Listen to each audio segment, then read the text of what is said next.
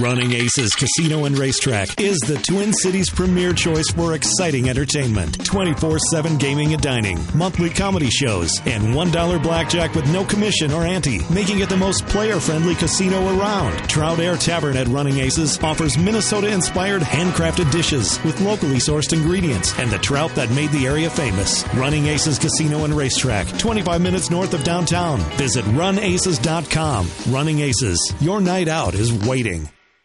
TCL is a proud sponsor of the 1500 ESPN studios. TCL, America's fastest growing TV brand. Minnesota Vikings, the NFL, football, yeah, football. Welcome to Purple Podcast.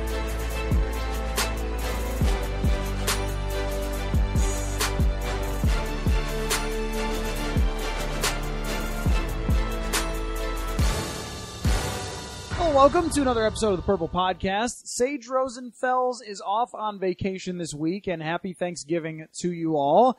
Eric Eager from Pro Football Focus sitting in for our journeyman quarterback of the week. We will get to that at the end, and we've got a good one for a franchise where it's not always easy to find the journeyman quarterbacks. Eric, how are you? I'm good, man. Now, while I've never played quarterback before in anything, I do play quarterback for the PFF Flag football team, so I do feel some sort of connection to Sage here.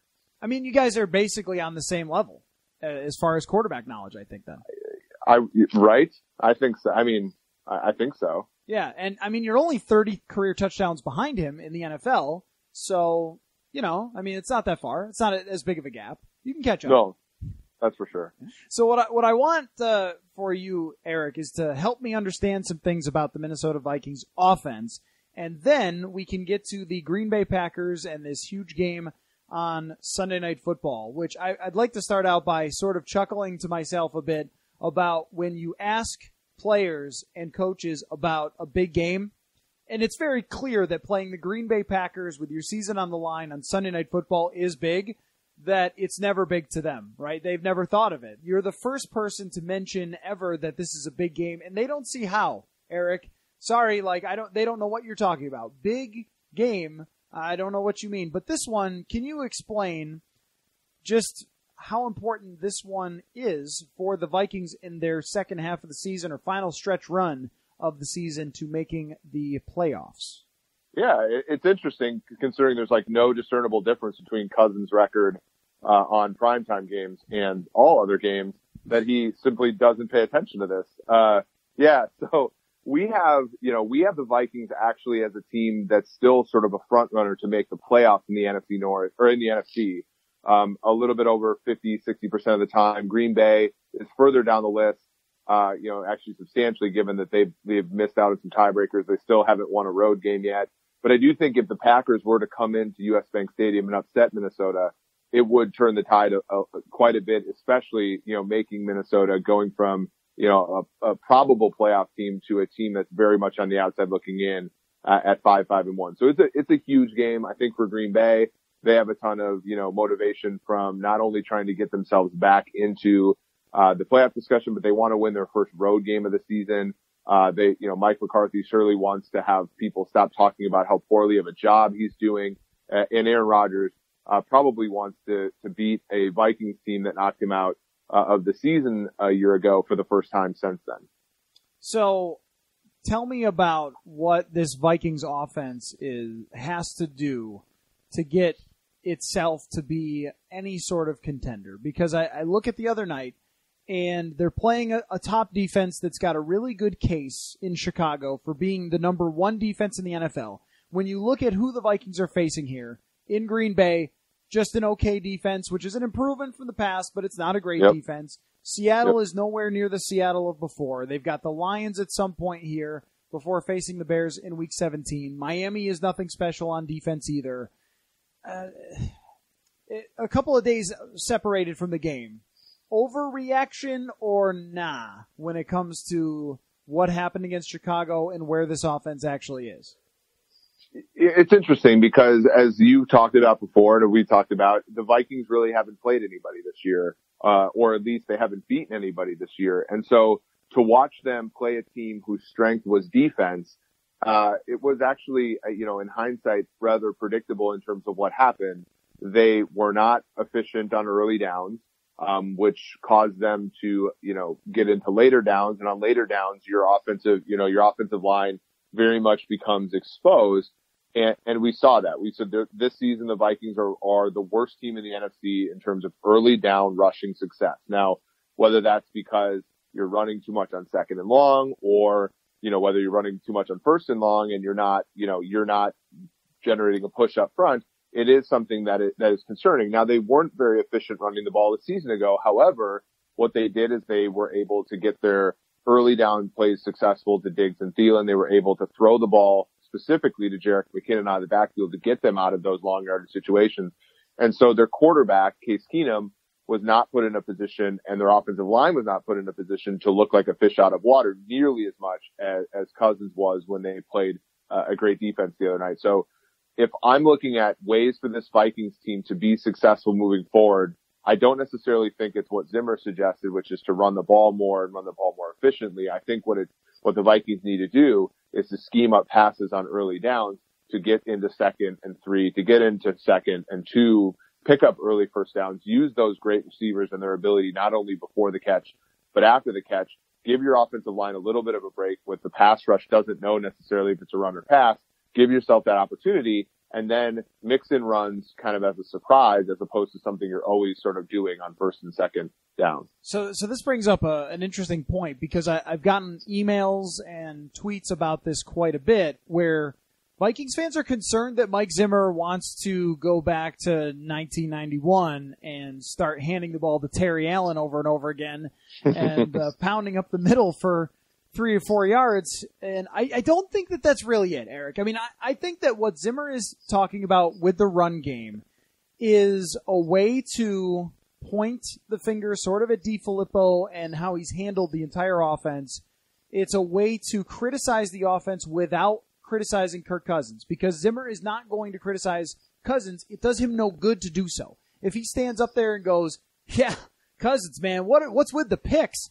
Like, he doesn't want to alienate his quarterback that he knows is going to be his guy for 3 years. And also, what good does it do? You can't take him back. You can't go back to Sunday and go, if I trash him, that'll erase what happened. I think that he's directing his frustration toward why don't we run more, because that's the only place that he can really put it. I don't know that he actually thinks that, and I'm sure that he understands that when you are down in games 30-13 against New Orleans, 22-6 against the Chicago Bears, that you have to pass the ball every play.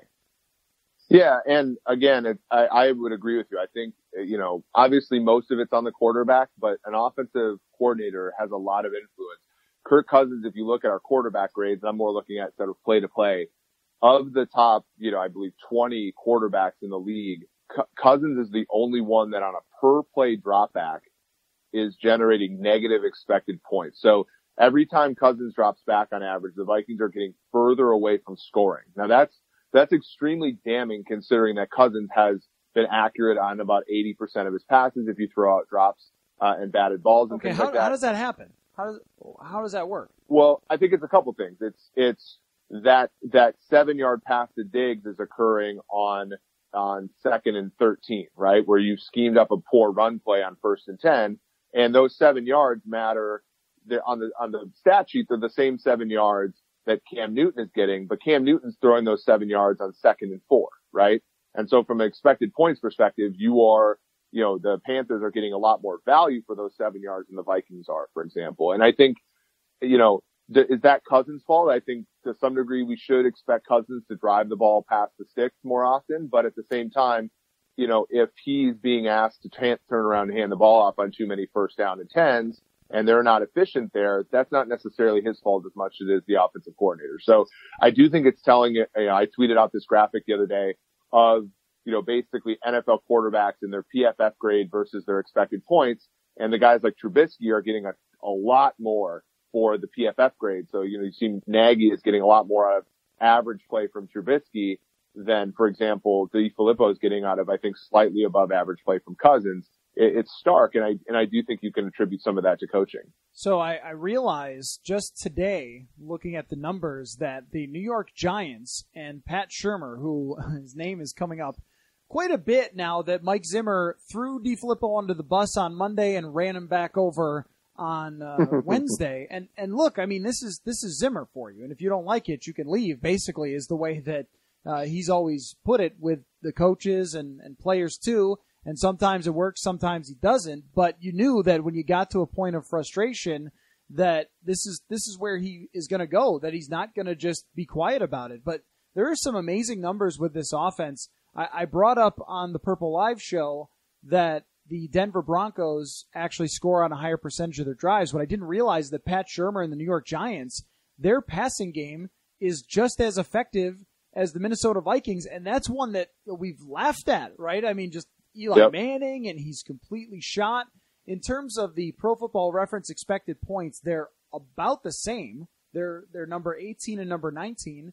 And some of the other stats, when you look at your adjusted net yards per attempt, yards per attempt, I mean, the Giants are either equal or better than the Vikings, and I don't think that we ever would have expected that. And especially, you talk about bad offensive line. I mean, not only did the Giants have a worse quarterback by miles, but have even a worse offensive line than the Vikings, and still they're getting just as much out of that. I mean, I think that says a lot about where we're at with the scheme. And so I got a good email about this from someone just with Kirk and who you're blaming and this sort of thing. And I think it's a combination of the two things, that you have a quarterback who is very far from perfect and has some glaring deficiencies, and an offensive coordinator who isn't doing a whole heck of a lot to help him, and now the spotlight is really on John DeFilippo. Yeah, absolutely. Eli Manning on a per-play basis is averaging a little bit under 0-2 in terms of expected points per dropback, but his PFF grade is like 1/3 on a per-play basis of what, basically Cousins is generating a positively graded throw 3 times more often than Eli Manning is. So obviously, like, if Cousins is in a position to make those positive throws and they're not turning into points for his team, you really have to wonder about the kind of environment that he's in. Is probably in worse environments. And you can't tell me that, I know Saquon Barkley is a very good player, but you can't tell me that on the outside where it counts, you'd rather have Odell Beckham Jr. and Sterling Shepard than you would Adam Thielen and Stephon Diggs, right? So they're working with more in Minnesota, in my opinion, on the outside, and it's still not, coming necessarily to fruition for them. Okay, so I've got a bunch of stats that I wrote for an article about which issues are solvable. So we've diagnosed the issues here repeatedly on the podcast, and I think deservedly so, since the concern is real for this offense. But I'm just going to go through them, and you could tell me whether you think this is something that's going to be improved, can be improved, or not. And the place to start is with the turnovers. I mean, that's a huge part of Kirk's making all the great throws that you're talking about, and they're getting good grades on PFF. But when you have 2 of those throws float into other people's hands out of nowhere, that's not good. And when you're the top fumble guy in the league over the last 4 years and have carried that over here with a bad offensive line, that's hurting their offense too.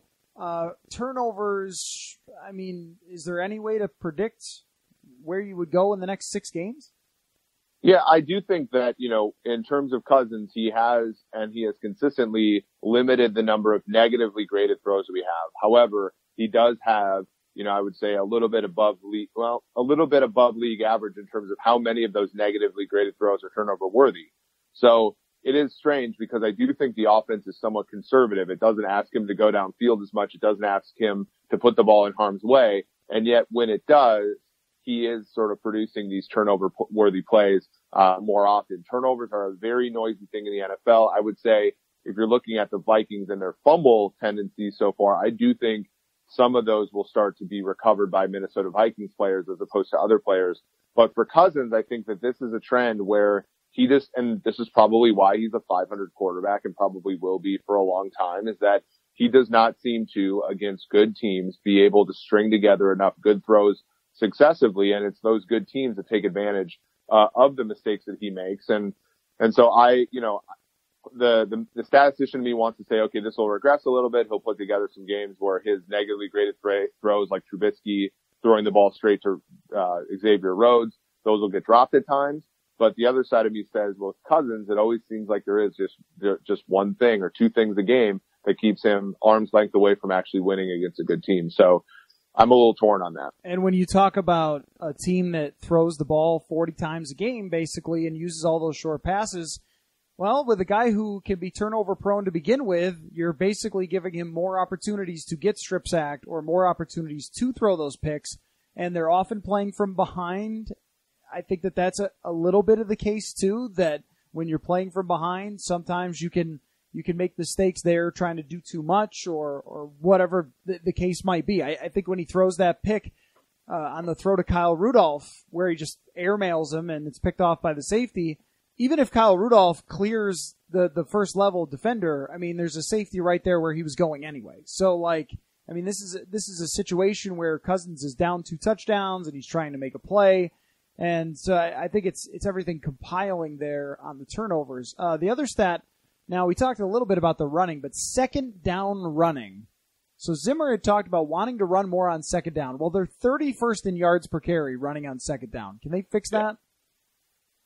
The only way that they can fix second down running is to be more efficient on first down. Mm-hmm.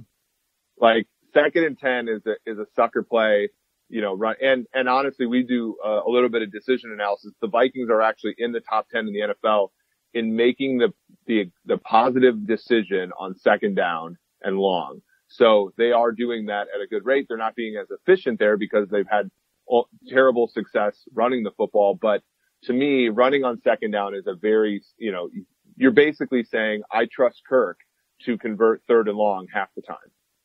So I think we're on the same page there. Like the second and long running is just not a great plan unless you think you could get 7 yards. I mean, if you could get 7 yards, then fine. Like then you got 3rd and 3. But when does this team do that? 23rd in touchdown percentage in the red zone. This is a kind of a Kirk Cousins staple, is struggling in the red zone. And if you can't run in the red zone, which they did a lot last year, I don't see this one getting fixed.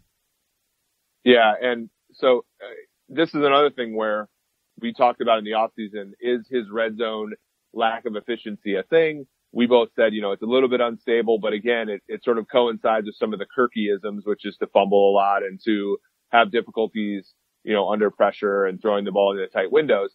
He was very efficient early this season in the red zone. People, were writing articles about how he's had a renaissance, and then of late he's had some more difficulty. So, I would sort of default back to what he's always been, which is a guy who, he's got great weapons. He has he can make some very beautiful throws. You remember opening day to Rudolph. He's had some brilliant plays down there, but I would say, if you're looking for somewhere for him to improve, I think red zone efficiency is just not one of them. Lucky's 13 Pubs has you covered for the best game day experience this football season. Tons of TVs, legendary appetizers, amazing fresh half-pound burgers, handcrafted sandwiches, and a wide variety of other pub favorites. The drink menu is awesome, too. Huge selection of tap beer, handcrafted cocktails, and the best Bloody Marys in town. Seriously, these Bloodies are awesome. Try the Bacon Bloody, the Jalapeno Bloody, the Mother Mary, or just get a flight and try them all. Plus, Lucky's 13 celebrates Sunday Fun Day. Happy hour all day long on Sunday, every Sunday. Events and prize giveaways during games, too. Lucky's 13 has locations in Bloomington, Burnsville, Mendota, Plymouth, and Roseville. Having people over for the game? Call ahead to Lucky's and order some of those legendary apps, and they'll be ready to bring home when you get there. It's football time at Lucky's 13 Pubs. Find them online at luckys13pub.com. luckys13pub.com. It's the most wonderful time of the year, football time. And Lucky's 13 Pubs has you covered for the best game day experience. luckys13pub.com.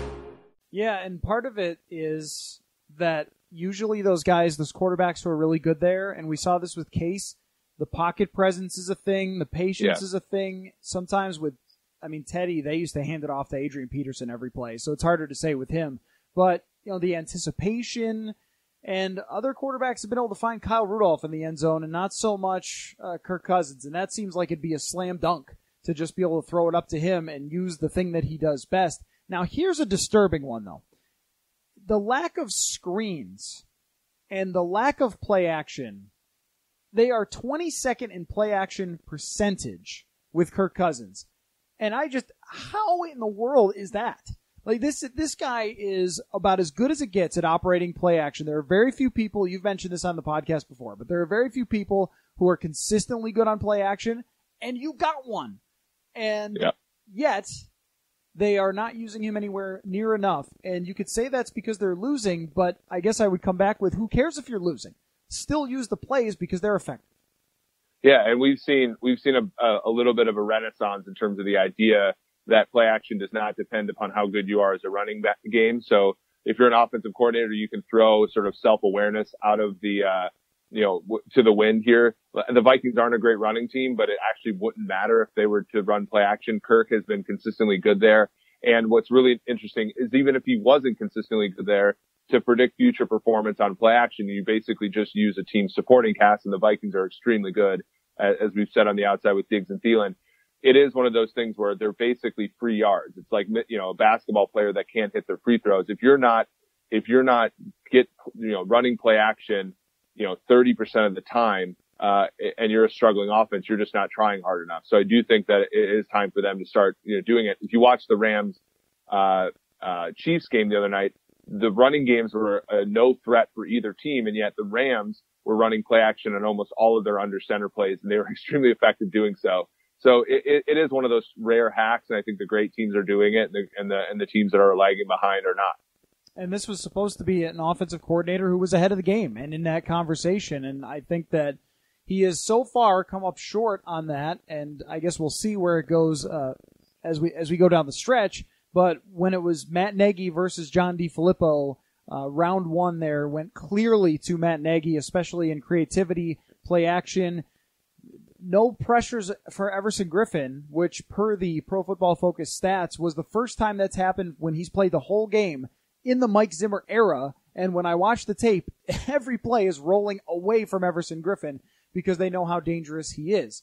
Of course, they rolled into Danielle Hunter, who had 7 pressures, but still, pick your poison on that. Let's look at this Packers team on defense. Kenny Clark is a monster, and they let Akeem Hicks ruin their game plan by running right at him senselessly. And I guess if you're a Vikings fan, you're very concerned that they're going to do the same thing with Kenny Clark and let him ruin your game plan. Yeah, and Mike Daniels being out really does help Minnesota here. He's a great player, but Ken Clark, a first-round pick a few years ago, is every bit as good as Mike Daniels can be at times. Green Bay on early down run plays is allowing less than 40% of those plays to be successful. So, if the Vikings just want to run straight at him, they're gonna have a difficult time of it. And what we've seen then with them is Kyler Fackrell. He's had a good season. Kind of rebounding from a very slow start to his career. He had an amazing night the other night against an improving Seattle Seahawks offensive line. They run a lot of defensive backs, which I think is generally a good tactic in the NFL, but especially against a team like Minnesota that has very little by way of threat in the running game and has very few receivers beyond their first 2 that can make anything happen. I think the Packers match up really good defensively with the Vikings. So the Packers overall on their defense, I thought that them getting Mike Pettin would be a huge deal, and it looks like it kind of has been. I mean, they're in the middle of the league in yards per play allowed, and they're doing pretty well against the pass in terms of net yards per attempt, things like that.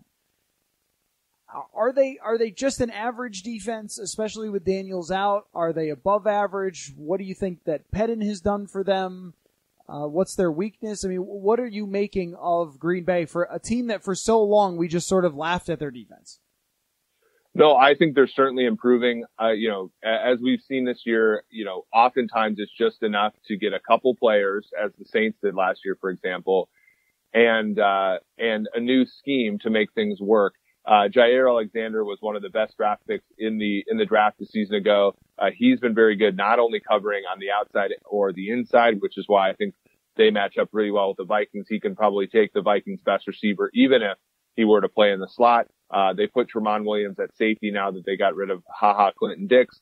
They've drafted guys like Josh Jones, Josh Jackson, guys like that to sort of come in here and play. So, I think that they're very much improved. I think that they've been a ball hawking defense at times, which means that they can take advantage of some of the things that Kirk's probably going to give them.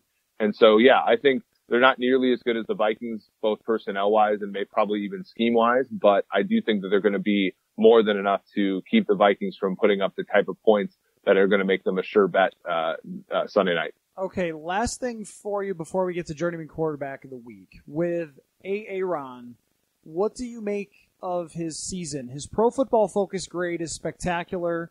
I saw that it was debated over this weekend, his Pro Football Focus grade, because he had a really good grade for the last game, in which he threw for something like 300 yards and rarely incompleted passes and threw for a bunch of touchdowns, but I guess that wasn't what Packers fans saw in a loss. But for the most part, he's had another great season, and they don't have a great team. And I guess I would ask, what is the deal with that? You know, I think that Rodgers is sometimes his own worst enemy because he doesn't trust the scheme. You know, he breaks pocket probably too quickly. You know, I think he doesn't necessarily nurture his receivers very well, especially the young ones. But at the same time, he makes all the throws. He's very good on his feet. He avoids pressure really well. He did struggle in that realm against Seattle. Seattle was very disciplined rushing him the other night and did come up with some key sacks and key moments. The Vikings have not necessarily been known for that in the past. One of the things is, again, he's going to be a player whose PFF grade is not nearly as reflected on the scoreboard as others. So, for example, Drew Brees on a per play basis has roughly the same grade as Aaron Rodgers, but his team is generating 4 times as many expected points per dropback as the Packers. So, you know, every one of Aaron Rodgers' air yards is being turned into about, 1 passing yard, whereas Brees, it's about a quarter of a passing yard more per every yard downfield he throws the ball. So Rodgers is not helped necessarily as much by his support, and I think a lot of that has to do with McCarthy, whose play calling has become stale. So I think if there's any discrepancies between how efficient the Packers' passing offense has been and what the opinion is of Aaron Rodgers, I think it's mostly, McCarthy filling the gap there. Okay. Who is your Green Bay Packers Journeyman Quarterback of the Week? Lucky's 13 Pubs has you covered for the best game day experience this football season. Tons of TVs, legendary appetizers, amazing fresh half-pound burgers, handcrafted sandwiches, and a wide variety of other pub favorites. The drink menu is awesome, too. Huge selection of tap beer, handcrafted cocktails, and the best Bloody Marys in town. Seriously, these Bloodies are awesome. Try the Bacon Bloody, the Jalapeno Bloody, the Mother Mary, or just get a flight and try them all. Plus, Lucky's 13 celebrates Sunday Fun Day. Happy hour all day long on Sunday, every Sunday. Events and prize giveaways during games, too. Lucky's 13 has locations in Bloomington, Burnsville, Mendota, Plymouth, and Roseville. Having people over for the game? Call ahead to Lucky's and order some of those legendary apps, and they'll be ready to bring home when you get there. It's football time at Lucky's 13 Pubs. Find them online at luckys13pub.com. luckys13pub.com. It's the most wonderful time of the year, football time. And Lucky's 13 Pubs has you covered for the best game day experience. luckys13pub.com. Show some respect. Listen, bud, Salute. I've traveled every road in this here land. It's time for Matthew and Sage to honor one of the NFL's great journeyman quarterbacks. I know the one you're going to pick, and I like it, but I like this name too much. It's former Green Bay Packers backup / spot starter Anthony Dilweg. Okay, you're going to have to explain that one because I don't think many people remember Anthony Dilweg. Yeah, so this takes me back, and it's kind of plucky, but it takes me back to a time where quarterbacks and players used to hold out, more often. And in 1990, the Packers were just coming off a 10-6 season under head coach Lindy Infante, who used to be a Green Bay quarterback. Oh yeah. And so and obviously at the time I was like 4 years old. So obviously it wasn't something I watched in real time, but going back and studying the league, I watched the NFL films and I'm like, okay, who's this number 8? Who's this joker starting at quarterback for Green Bay in week 1 of a year where Don Majkowski just made the Pro Bowl? And apparently Majkowski was holding out, as was Bobby Hebert, who actually held out the entire year for the Saints in 1990. And so Anthony Dilweg started the first couple games for Majkowski. He actually had a brilliant game in week 1 in a win against Jim Everett and the Los Angeles Rams. He went, let me look at this, 20 for 32 for 248, 3 touchdowns, no interceptions, and a passer rating of 117.7. despite the fact that the Packers, led by Brent Fullwood, rushed for just 27 yards in that game. Who are these people? Yeah.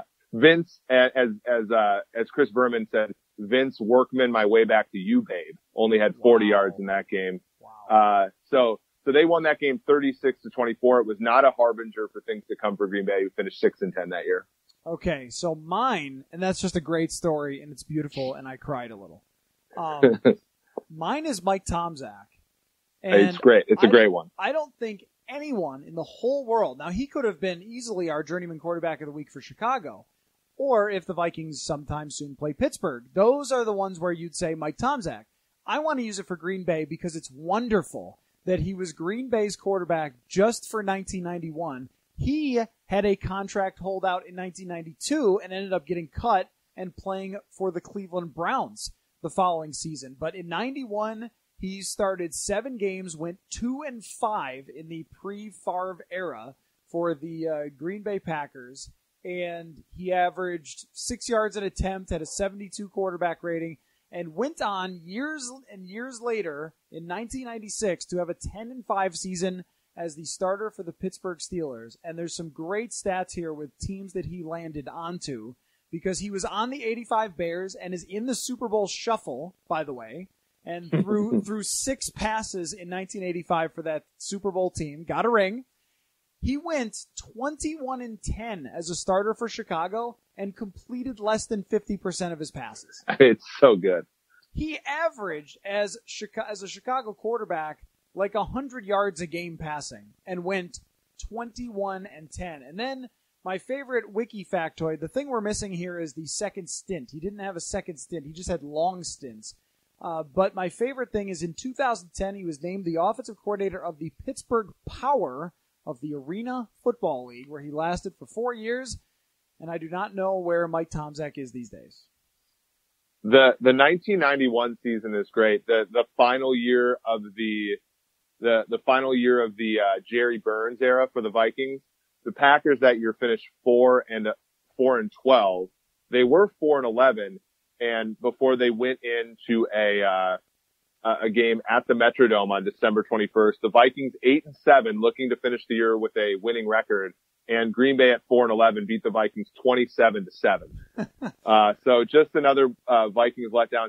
That 91 Vikings team finishing 8-8, probably the hollowest 8-8 of all time. They, for a schedule quirk, got to face the Phoenix Cardinals twice that year, in addition to Vinny Testaverde's Tampa Bay Buccaneers twice. So kind of an interesting dynamic there. Still only finished 8-8. And now that I'm looking at it, they played the Phoenix Cardinals twice in 3 games and won 34-7 and 28-0, and still they got to do that and miss the playoffs. That was a year where Rich Gannon and Wade Wilson were tag teaming the quarterback situation. Wade Wilson threw 3 touchdowns and 10 picks. Yes. Oh man, the old stats are maybe my favorite part of the whole thing, just because they're so bad. Like the quarterbacks are just so terrible in the early 90s, and yet some of them, and they just hung around for a long time. Yes. So congratulations to Anthony Dilwig and Mike Tomczak, who are our journeyman quarterbacks of the week. Yeah, that 91 year, any year that the Lions can make the NFC Championship game is a year to remember. You know what's freaking ridiculous with the Packers is that their backups turn out to be good quarterbacks. Matt Hasselbeck turns out to be like briefly a decent franchise quarterback for Seattle. Mark Brunell, I was watching the Mike Holmgren thing on A Football Life. I know you watched this too, where they almost benched Favre for Mark Brunell, who was also great. Yeah, They had Kurt Warner there. Like, how does this happen? They had Aaron Brooks. They traded Aaron Brooks to the Saints. How? I just, like, what? Like, Wisconsin is not even that far from Minnesota, yet the Vikings have never had a franchise quarterback since Fran Tarkenton, and the Packers have 6 of them. They're giving them away to other teams. Like, oh, sorry, we can't handle this extra franchise quarterback. Here you are. It makes our game really hard. That's right. If we did great backups, and the Packers also had some really, and obviously Aaron Rodgers was a 3-year backup for them too. Right. Doug Peterson. They had some really funny ones. Doug Peterson, JT O'Sullivan, Ty Detmer. they've had some good funny backups too. But yeah, as you said, backups that ended up being players in the NFL. So, all right. Well, we had to stretch to get a good one with Mike Tomczak and Anthony Dilwig. But we got there. We got Journeyman Quarterback of the Week. So, Eric, as always, appreciate your time filling in here for Sage Rosenfels, and a happy Thanksgiving to your family and all of you, of whom I am thankful for, that listen to the podcast. Huh? Yeah, that's a good one. Enjoy Lions-Bears without Marvin Jones or Mitch Trubisky playing. May God have mercy on all of you watching. Or Scott Mitchell. Or Herman Moore. Or Brett Perryman. Or Lomas Brown. Robert Porcher. David Sloan. Great tight end. All right. That's it. We could go on all day with this. We'll see you later on the Purple Podcast. We'll be back soon, and then there will be a football game, and we'll talk to you then. Welcome to the Total Wireless Store, where total confidence awaits. I am done dealing with data overages. Don't worry, you got this at the Total Wireless Store. Bring your number and get 15 gigs of data for $50 on the nation's best 4G LTE network. And during our 50% more data promotion, you'll actually get 22.5 gigs for the same price. 22.5 for 50? That's a gig deal. Data it is. Discover the Total Wireless Stores and get total confidence. The latest phones, the best network, all at great prices. Ends January 2nd, 2019. Excludes ports from TracFone Wireless Inc. brands. Terms at TotalWireless.com. Trump and the border. I'm Ed Donahue with an AP News Minute. On Thanksgiving Day, President Trump is threatening to close down the border with Mexico. The whole border. I mean the whole border. The president is concerned about the Central American migrants who have gathered at the border in Tijuana, Mexico. They have records. They have some very substantial criminal records, some very bad criminal records. They're in the caravan. Speaking at his resort in Florida today, the president said the situation is tense in Tijuana. They're starting fistfights. They have fistfights all over the streets. They're starting fistfights. They said, these are not like normal, innocent people. The president said the U.S. border will be shut down for an undisclosed period of time if his administration determines Mexico has lost control on its side. He also said the military has the okay to use lethal force at the border if they have to. Crews have now have 90% containment on the deadly and historic wildfire burning in Northern California. I'm Ed Donahue.